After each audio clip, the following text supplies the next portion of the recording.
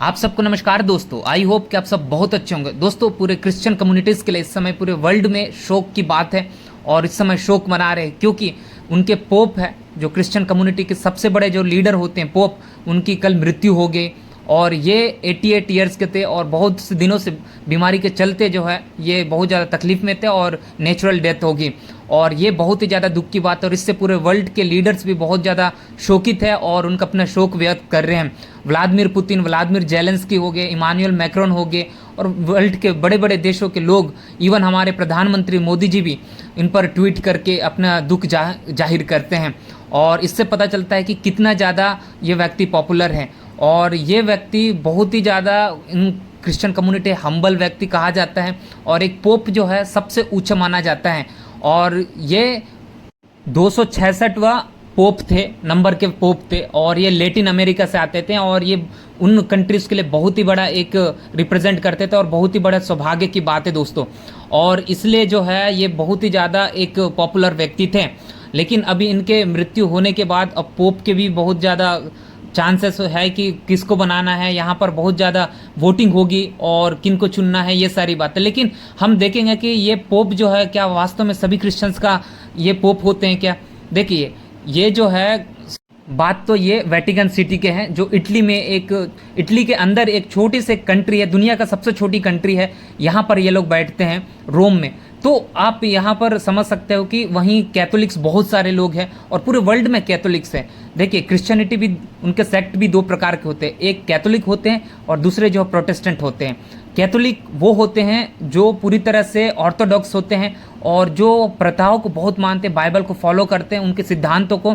मतलब कहने का मतलब यह है कि इनका जो मेन जो है पोप तो है, उसके साथ साथ मदर मैरी को इन लोग पूजते हैं। इट मीन्स जो जीसस क्राइस्ट की जो मदर है उनको ये लोग पूछते हैं। यदि गॉड से बात करना है तो पहले मदर के पास जाओ, मरियम के पास, वो आपसे गॉड से बात कराएगी, कनेक्ट कराएगी, वो एक माध्यम है। इस प्रकार इनका मानना है और ये पूरी तरह से बहुत ज़्यादा ऑर्थोडॉक्स हैं और इसी को वे बहुत ज़्यादा फॉलो करते हैं। और दूसरी जो है प्रोटेस्टेंट होते हैं दोस्तों। सबसे पहले प्रोटेस्टेंट की जो शुरुआत किया है वो मार्टिन लूथर 1517 का राउंड बहुत ही ज़्यादा उस समय जड़ पकड़ते जा रहे थे ये ऑर्थोडॉक्स या क्रिश्चियनिटीज़ का, कि धर्म को हर जगह लेकर आते थे।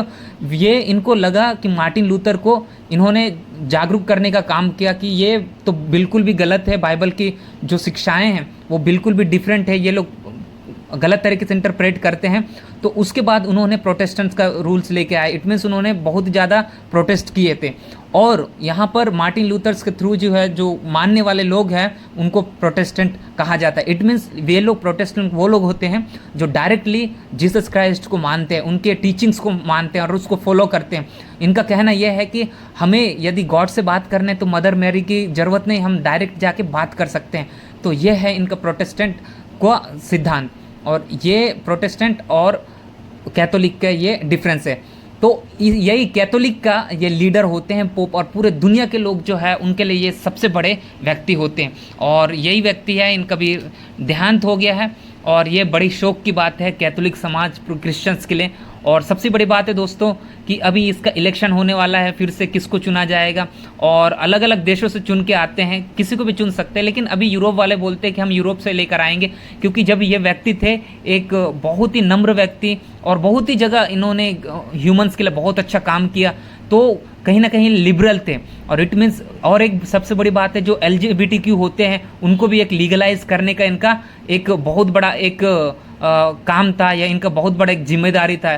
तो इन्होंने लीगलाइज किए थे कि LGBT कम्युनिटी भी यहाँ चर्च में आ सकते हैं इस प्रकार। लेकिन कई ऑर्थोडॉक्स जो होते हैं वो बिल्कुल भी LGBT को यहाँ पर अनुमति नहीं देते हैं कि भाई इस प्रकार के गॉड के पास आए।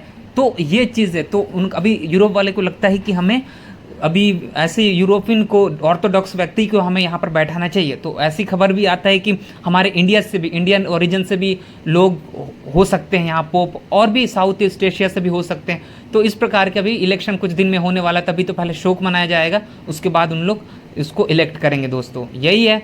और आप सबकी शोक वाली बात है, सब हमारी ओर से भी उनके फैमिलीज़ को और उनके चाहने वाले को पीस मिले। Thank you.